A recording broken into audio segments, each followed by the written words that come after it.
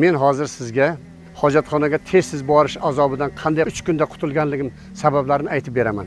2020-yillarda boshlangan bo'lsa, endi kolxozda ishlaganmiz, yoshlikda boshqa qilganmiz, zak joylarda yurganmiz, texnikada ishlaganmiz, o'tirganmiz, bir joylarda kolxozda ishlagan paytlar shu zaxlarda o'tirishlardan endi kelib chiqqan men shamollab ketgan. Shuni evaziga shu prostata muammosi paydo bo'lib qoldi.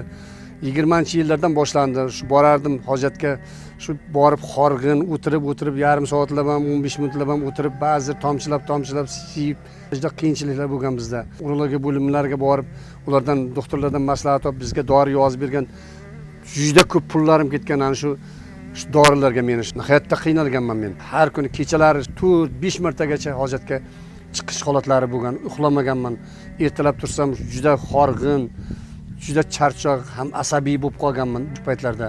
Yuraverdim, dori ichib, oshnalarim bilan shu bir joylarga borishga ham shu o'ylab, bir joyga borsam, to'yganmi yo marakaga borsam, hojatxonani qayerdan qidiraman deb o'ylab ko'pincha bormasdim ham, qoldirib ham ketardim aytilgan joylarga, marakalarga, to'ylarga. Oxiri keyin shu 25-yil oxirlariga kelib, 26-yillarga toza oxiriga yetib keldimiz. Siyishga, doriga ham ta'sir qilmay qoldi bizga.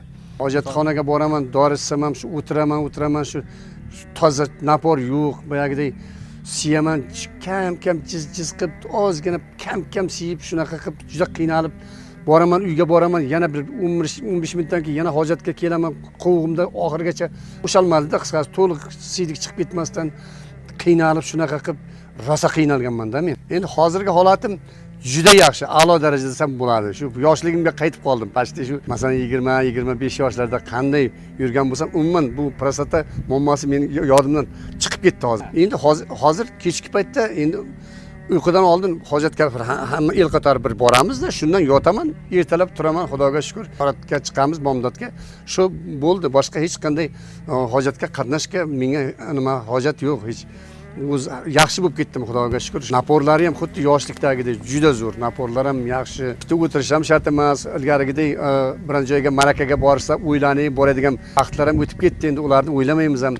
Boramiz, to'ygami, marakadami xohlagancha o'tiramiz ham. Bizda hech qanday hech narsa bezovta qilmaydi. To'liq bo'shaydi. Bitta borishda o'zida to'liq bo'shab, yaxshi bo'lib ketdi mana Allohga shukr. Shu qanday qilib davo topganingizni gapirib berasiz hozir? Mayli. Xuddi shu videoni mana shu men Samarqand Pastdarg'om tumanidan o'tirib gapiryapman. Mana shu videoni oxirigacha ko'ringizlar, meni eshitingizlar. Qanday qilib davo topganingizni, men qanday qilib davo topganimni hamma eshitsin. Bizni ko'rayotganlar orasida sizni holatingizga havas qilganlar shu videoga bitta like bosib qo'ysin. Bitta like bosib qo'yingizlar shu videoga, bizga havas qilgan insonlarga bitta shu bizda iltimosimiz like bosib qo'yingizlar, ayamasdan. Va kommentariyaga o'zini viloyatini yozib qoldirsa, biz yana filial ochmoqchimiz, videolarda aytdik. Samarqanddan bitta ochingizlar, yaqinroq bo'ladi. Qani ko'ramiz. Kommentariyaga bu videoni qaysi viloyatdan ko'ryapsizlar, qaysi viloyatdan qancha ko'p odam bo'lsa, shu viloyatda filial ochishni harakatini qilamiz, xudo xolasa. Ayting, yozishsin shuni kommentariyaga. Kommentariyaga yozingizlar. Mana shu qaysi viloyatdan? Samarqandliklar sizlarga ayniqsa shu yerda yaqinroq bo'ladi, borib shu davolanishga, xudo xolasa hammasi yaxshi bo'ladi. Birinchi shu internetda ko'rib qoldim, YouTube'da ko'rdim. Shu bir 6 oy, 1 yillar oldin ko'rganman-da, shungacha shu gap rostmikan, aniq davolanamizmikan deb o'ylanib, ikkilanib, tuzalib ketamanmi, yo'qmi deb qo'rqib bormay yurdim ancha o'xshab. Bir 6 oylar oldin. Faqat videolarni kuzatib yurdim, Doniyor Ibragimovni kuzatib yurdim. Keyin qarasam, haqiqatda bizga o'xshagan keksa yoshdagi odamlar, 60, 70, 80 yoshdagi chollar, orakalar, masalan imomlar operatsiya bo'lgan bir nechtasi, ular yolg'on gapirmasligini bildim-da, shularga ishonib yo'q, hal men ham bora qoldim keyin shu. YouTube'da ko'rib, videoda chiqqan nomerlarga telefon qildim. Telefon qildim. Samarqand viloyatidanman, Pastdarg'om tumanidanman deb aytdim. Toshkentdagi filialni aytishdi. Namanganda bor, Farg'onada bor, keyin Toshkentda bor, keyin Xorazmda bor, Tojikistonda bor. Demak siz men shu eng yaxshi quli, Samarqanddanman degandan keyin Toshkent yaqinroq sizga dedi. Keyin boshqa joylarda ham taklif nima qilishdi u bizga? Taklif qilishdi odamlar. Lekin ular hozir Toshkentdagidek apparatlar juda kuchli emas ekan. Melik degan nimada Miliyab operatsiyasi. Miliyab operatsiya. Boshqa joylarda tur qiladi. Tur qilar ekan ularda. Uniki biroz qiyinroq ekan. Buniki juda oson, ham tez, ham sifatliligi uchun men shu Melikka bora qoldim. Shu Doniyor akaga. Doniyor akaga bordim mana shu yerga. Xo'p, mana qarang, gaplashdingiz, borishga qaror qildingiz. Gaplashgandan keyin ham o'ylanib yurdingizmi yo gaplashibroq bordingizmi? Yo'q, gaplashgandan keyin ham o'ylanib turdim 1-2 kun. Qanaqa bo'lar ekan, nima bo'lar ekan qo'rqib. Yoshimiz ketgan endi bir 70 yoshimiz ham 70 ga kiramiz. 56-yilda tug'ilganman 1900. Shunga o'ylanib axir shu majbur bo'ldim borishga. Shuni holatim juda qiyinlashib, yomonlashib qoldi oxirgi paytlarda. Men shu hojatga boraman, siyishga qiynalib qoldim juda. Tomchilab siyadigan qoldim, yarim soatlab turaman hojatxonada. Oxirim men aytdim bolalarga meni olib bormasanglar bo'lmaydi bolalar. Shu mana shunday holat. Endi shu operatsiya oxirgi choram shu operatsiya deb oxirgi choraga shu taqalib qolgandan keyin shu operatsiyaga rozi bo'lib o'zim bordim shu yoqqa. Borgandan keyin klinikani izlab adashib bu yoqqa o'tib ketdik, shahar ichida Toshkentda oxiri borib topib oldik. Bizni qabulxonaga uchrashdik. Qabulxonadan keyin ikkinchi etajda ekan doktorlar o'sha yerga bordik, shu Ibragimovich shogirdlariga uchrashdik. Ular keyin nima bo'layapti deb bizdan bo'ladigan jarayonlarni so'radi, kasallik tarixlarini so'radi, qachondan beri deb. Hammasini bizlar tushuntirib, sekin-sekin aytdik. Shu masalan 2020-yildan beri shunaqa qiynalib yurdim. Oxiri oqibat mana shu yerga kelishga majbur bo'ldim sizlar oldlaringga deb doktorlarga tushuntirib aytgandan keyin bular hammasini analiz qilib, ko'rib, keyin bizni tekshiruvga buyurdi. Qon analiz, siydik analiz, hammasi yurak, boshqa hamma organlarni tekshirishga buyurdi. Shu yerda hamma tekshiruvdan o'tdik shu yerda. Palataga yotdik. Menga o'xshagan kasallardan bu yerda surxondaryolik bor ekan, keyin Turkmanistondan bitta Yoqubjon degan bir yigit bilan yotdik biz. Yigitamiz bizdan bir 3-4 yosh katta ekan, 76 yoshga kirar ekan shu odam. Ularda ham xuddi shu bizda muammomiz. Ular ham sharqdan eshitib, YouTube'dan ko'rib, Turkmanistondan kelgan ekan. Hammamiz birga bo'ldik surxondaryolik, keyin Qashqadaryodan bir o'g'aynimiz bor ekan yerda, shu keyin Urgutdan ham bitta yigit bor ekan, u ham shunaqa shu kasal. Hammamiz bir bo'lib yotdik, bitta bir doktorlar kelib qo'rqmangizlar, hech qanday bilmaysizlar, shu hech qanday choksiz, nima qon chiqarmasdan og'riqsiz operatsiya qilamiz deb bilmaysizlar ham deb hammasi tasalli berib turdi bizga.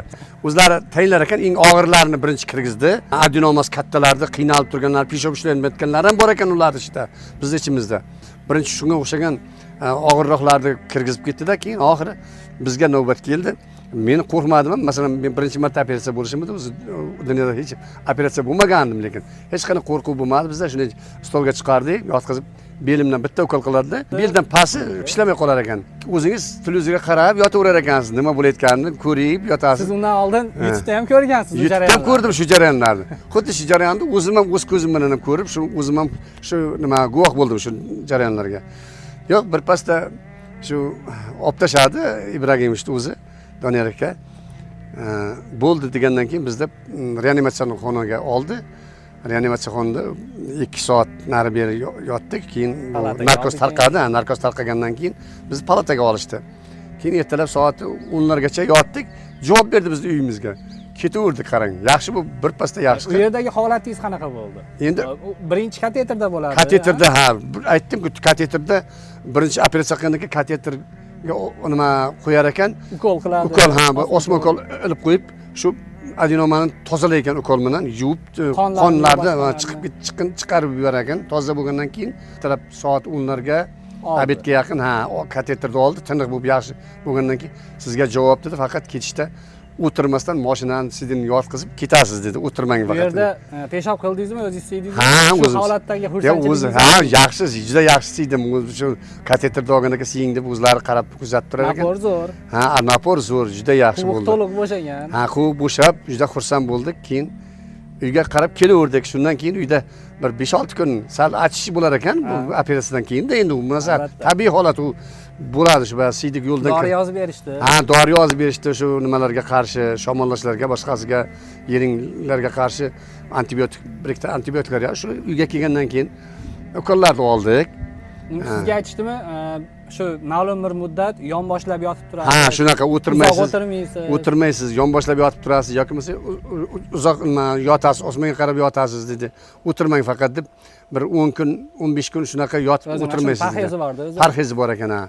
Shularni qildik. Xudoga shukr, mana ko'rib turganingizda hozir yosh Endi mana yigitlardek. hozirgi paytingiz qanaqa? Hozirgi paytim juda a'lo darajada biz.